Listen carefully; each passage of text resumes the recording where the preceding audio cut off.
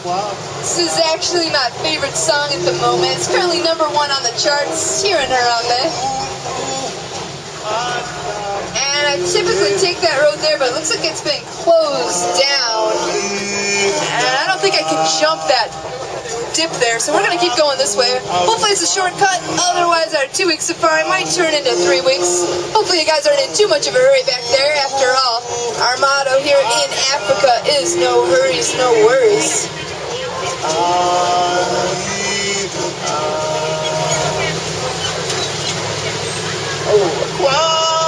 Definitely forgot this bridge was up here. I'm going to have to turn off that radio so I can focus. If you guys want to go ahead and cross your fingers back there for me, a little extra luck never hurt. This bridge is not in the best condition. We don't like crossing it.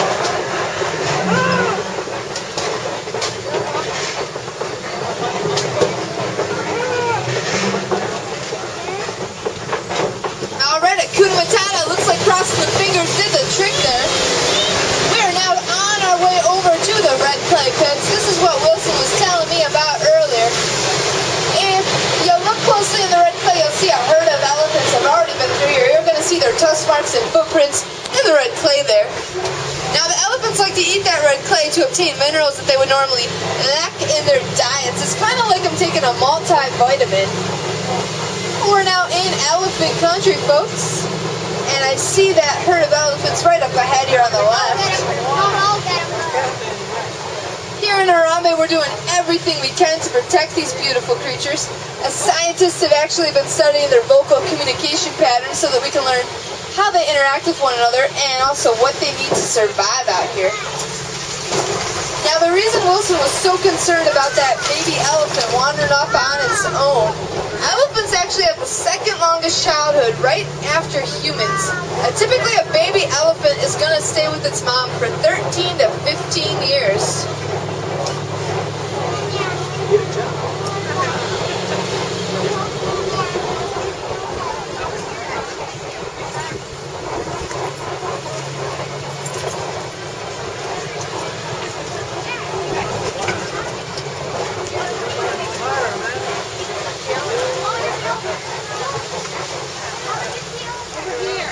Both the male and female elephants do have those beautiful ivory tusks.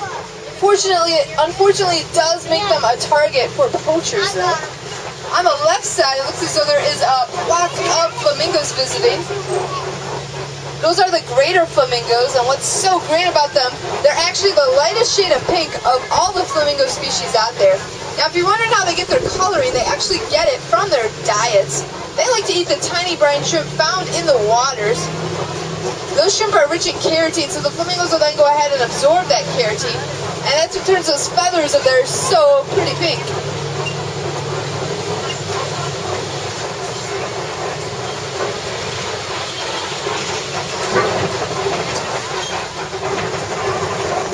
On the left side, you're going to see a white rhino, as well as the right, left and the right, or maybe just the left as they cross.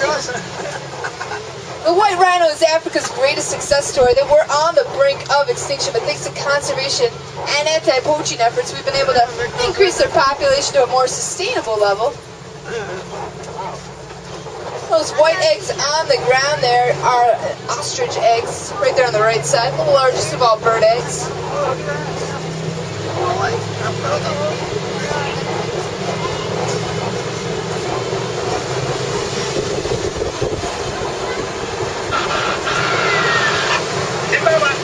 I see you at the junction. I suggest you go west. It will be worth it. Alright, Wilson, if you say go west, we will go west.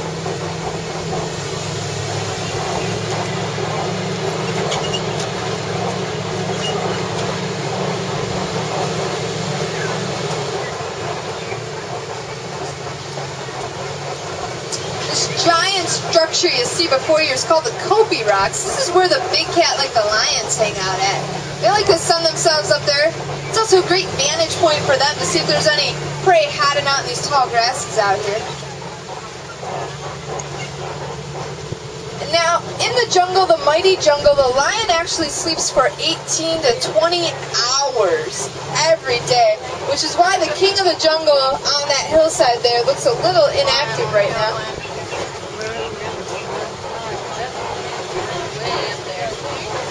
To the right, you're going to see some ostriches. Even though they have wings, they are flightless birds. To make up for it, they can reach speeds of about 40 miles per hour with those long legs.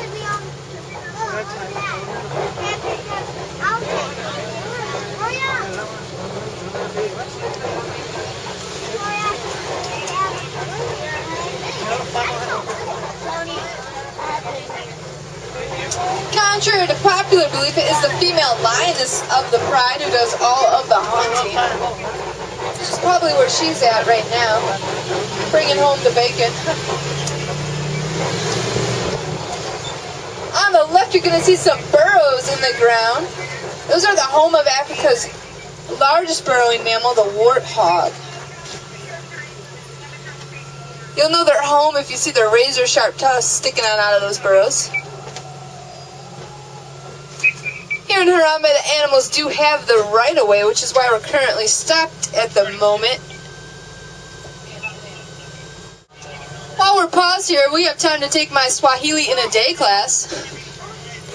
If you want to say hello, it's Jambo. We already had that down at the beginning of our tour.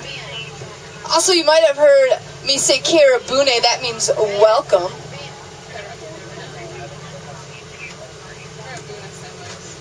It does look like we are proceeding, so let's see if we can pull up here.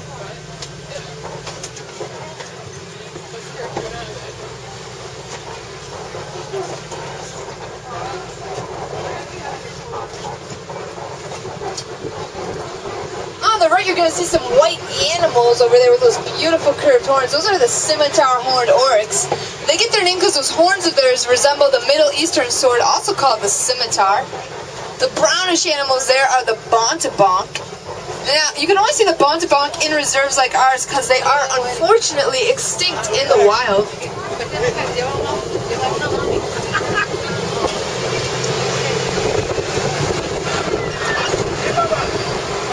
Poachers in the area. Can you help us cut them off? Uh-oh, folks, looks like there are poachers on the reserve. What do you say we help Wilson catch some poachers today? All right, let's go get them. And it looks like the poachers have already been through here because this gate should not be smashed open like this. But just to warn you, folks, we're now leaving the reserve, so hold on tight.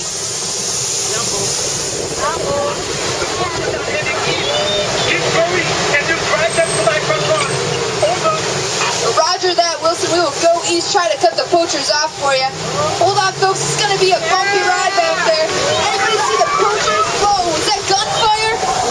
Did you guys see where they ran off to?